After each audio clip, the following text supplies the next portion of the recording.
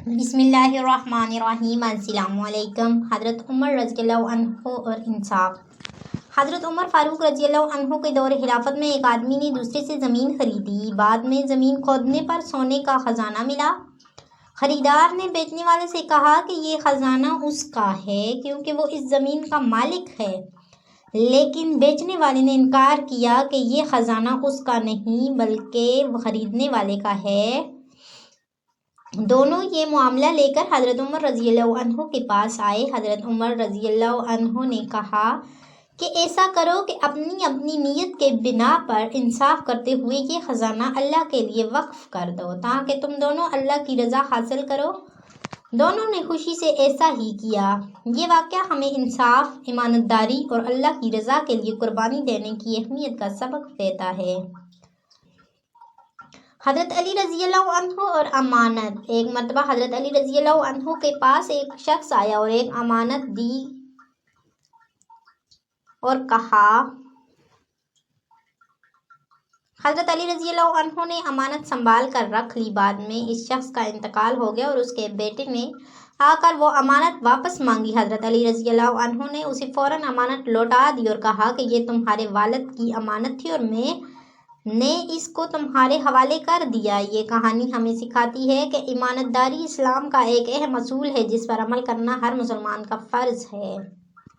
حضرت ابوبکر رضی اللہ عنہ کا درد مند دل۔ ایک دفعہ حضرت ابوبکر رضی اللہ عنہ کے پاس ایک یتیم بچہ آیا جس سے کھانے کے لیے کچھ نہیں تھا۔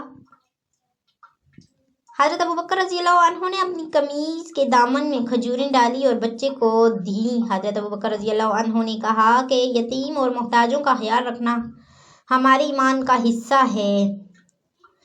اس کہانی سے ہمیں یہ سبق ملتا ہے کہ ہمیں یتیموں، مسکینوں اور غریبوں کی مدد کرنی چاہیے اور ان کا خیال رکھنا چاہیے۔ ایک بار ایک دیہاتی نے حضرت محمد صلی اللہ علیہ وسلم کے پاس آ کر کہا کہ وہ اسلام قبول کرنا چاہتا ہے مگر اسے کچھ شبہات ہے۔ آپ صلی اللہ علیہ وسلم نے اس کے تمام سوالات محبت اور شفقت سے سنے اور تسلی بخش جوابات دیے۔ دیہاتی نے آپ صلی اللہ علیہ وسلم کے اخلاق سے متاثر ہو کر فوراً اسلام قبول کر لیا۔ یہ کہانی ہمیں یہ سکھاتی ہے کہ ہمیں دوسروں کے ساتھ شفقت اور نرمی سے پیش آنا چاہیے کیونکہ اخلاق کی طاقت سے دلوں کو جیتا جا سکتا ہے۔ حضرت موسیٰ علیہ السلام اور ایمان کا امتحان۔ حضرت موسیٰ علیہ السلام نے ایک بار ایک شخص سے سوال کیا کہ اللہ تعالیٰ نے اس کے لیے کیا رکھا ہے۔ حضرت موسیٰ علیہ السلام نے اللہ سے دعا کی تو اللہ نے جواب دیا کہ یہ شخص صبر اور شکر میں کمزور ہے۔ حضرت موسیٰ علیہ السلام نے اس شخص کو نصیحت کی کہ اللہ پر بھروسہ کرو اور اپنی تقدیر پر راضی رہو کیونکہ کچھ وقت بعد اس شخص نے اللہ کے امتحانات کو صبر سے گزارا اور اللہ نے اسے رزق سے نوازا۔